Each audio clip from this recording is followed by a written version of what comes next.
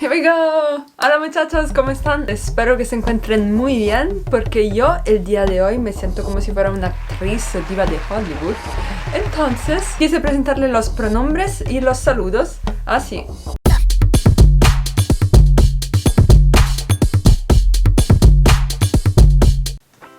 Salve, signorina.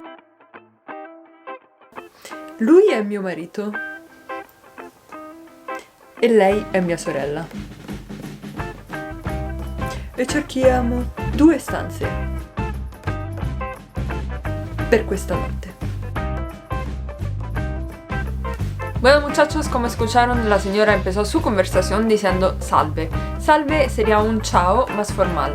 Se utiliza cuando, por ejemplo, no conoces a la persona con la que estás hablando o alguien que respetas, puede ser, no sé, tu doctor, y estás empezando una conversación con ella.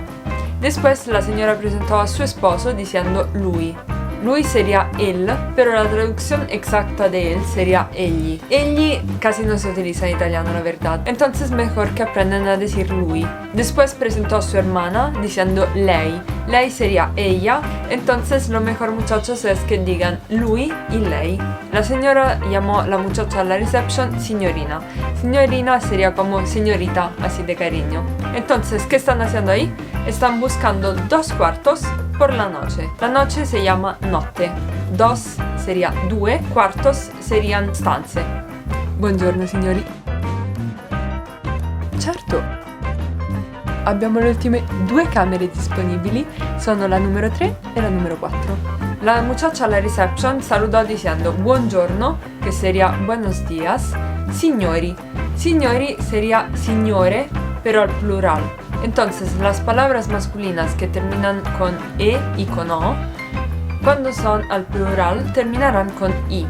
La palabra femenina signora, al plural será signore. Entonces, cuando es femenina, la palabra terminará al plural con e. En este caso, la palabra signori no tiene género, se puede utilizar tranquilamente para hablar de hombres y mujeres. Es como utilizar muchachos. Muchachos puedes hablar de muchachas y muchachos al mismo tiempo. Perfetto, le vogliamo. Le vogliamo, le vogliamo. Voi portate le valigie nelle vostre stanze. Voi sería vosotros. Io cerco un ristorante. Ho troppa fame. Ristorante sería restaurante. Como ven, la palabra es muy similar. Ho troppa fame es una expresión para decir que tienes muchísima hambre, casi te estás muriendo de hambre, entonces dices ho troppa fame. Pronto? Sì, salve, chiamavo perché ho troppa fame e volevo prenotare per 3 persone. C'è posto? Bene, guardi, ¿posso darle del tú? ¿Posso darti del tú? Es una pregunta muy educada que es para preguntar a la otra persona si puedes hablar diciendo tú y no usted. Come ti chiami? Bene, Arturo, guarda, ci sarebbe posto per le 2? Scegli tu il tavolo. Scegli. Meraviglioso. Io sono vegetariana, loro invece mangiano carne. Perfetto, ci vediamo alle 2 allora. Grazie, arrivederci. Arrivederci es un saludo más formal que se utiliza cuando termina la conversación.